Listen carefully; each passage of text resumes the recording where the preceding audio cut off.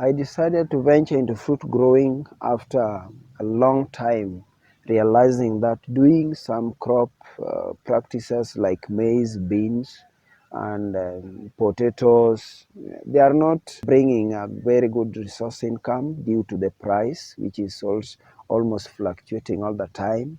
And again, the price of the inputs, the farm inputs, that has been there. And even now, we have that same problem in Kenya.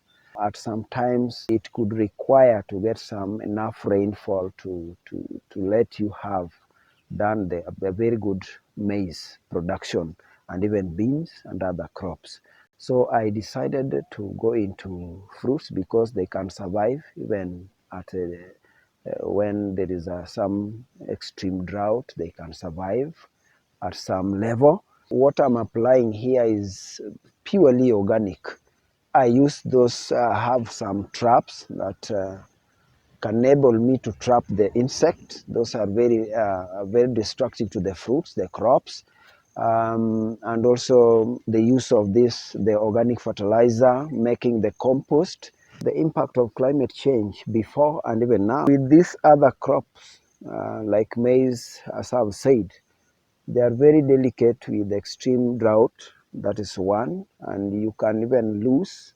And they are also delicate when there is extreme rainfall. That is also another challenge. You may lose or you may harvest some little crops. In the area, entire county, and even other areas, as I've been sharing with other people, there is a crop failure and there is no adequate production of food crops. I can survive as a farmer here.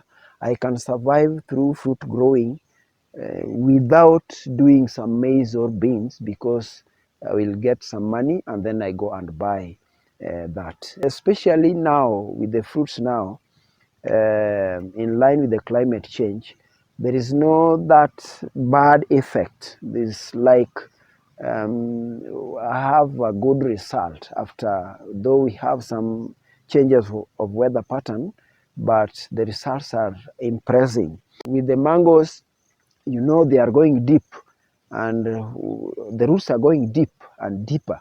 So whether there is extreme drought as has been experienced sometimes back, they don't we don't lose. I don't lose so much, and because they have a very big canopy, that is another way of protecting the loss of water also on the ground. I only have around 30 plants of mango, and I've been receiving around 3 tons per year. The passion fruit, I have a half an acre, and this has been giving me around 3 tons per year. And 3 tons per year, that is almost around, I've been getting around 460,000. That has been really enough to sustain me with the family and other things that I need to do. That's good money because 1 kg we sell around 50 shillings per kilo. That much with the calculation, if you do, can make you survive, whether the climate, whether the weather is changed, whether it comes extreme, whether there is a lot of extreme water or the drought, total drought, you can really survive because other places you can go and get some other commodities. Climate change generally has really affected the family and in the household. In one way is that you could not access some vegetables, foods that you need at time. Maybe you plant some vegetables, you grow some vegetables, they are fled away with rain. Or you plant some vegetables, the drought comes, it goes that way, it dries up. And that's why we've come to realize that we better go for other crops or commercial crops that can enable you just to get money, and you go and buy from other places, those who are able to do it somewhere else, and you get the vegetable back for the family for the survival. Another way around, again, with these all fruits, the family is very healthy because there's a lot of nutrition into this, because I don't get some money, I don't waste my money to go to buy some fruits outside. There are some areas that I would wish to see making some changes in relation to climate changing pattern. The picture of the world now compared to what the world used to be some times back, some centuries or some decades. There is a a very big change that has really been reflected in relation to climate change. That's one, people have left, people have abandoned practices that has been there before. The use of chemicals has been applied so much to the soil and even to the crop.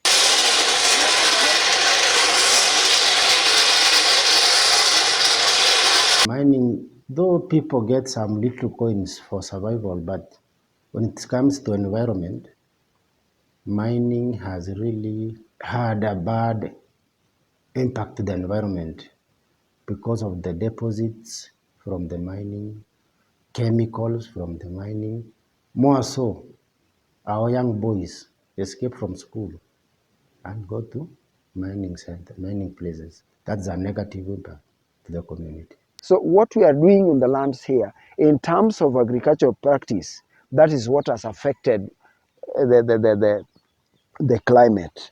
In terms of chemicals application, in terms of industry, in terms of the use of land, when we talk of climate change, we are talking of nature. People are rooted into those bad practices that has really driven the whole world to the destruction of the climate or the environment. That has really impacted to make to bring those bad changes in the world. So what I want to see changing, people need to think nature.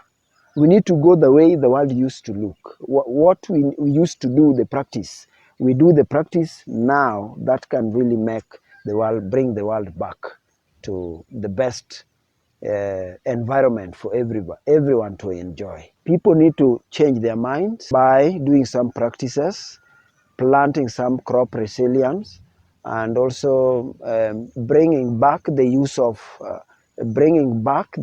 the organic fertilizers. Or instead of using the synthetic one, we avoid those synthetic ones and then use the organic fertilizers.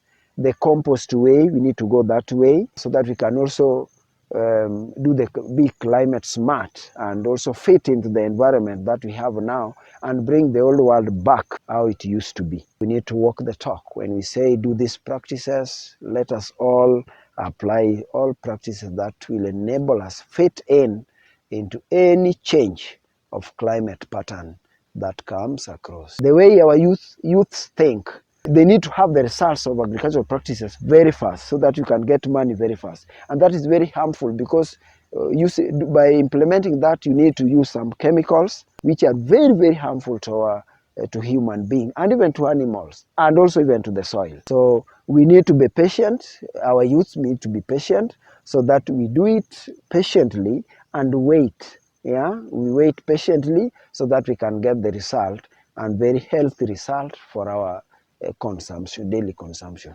When we want to build a healthy nation, a healthy county with healthy people or healthy farmers, we need to go the organic way. So this will lead our county or nation to have healthy farmers. And when we have healthy farmers, we shall also have the healthy environment.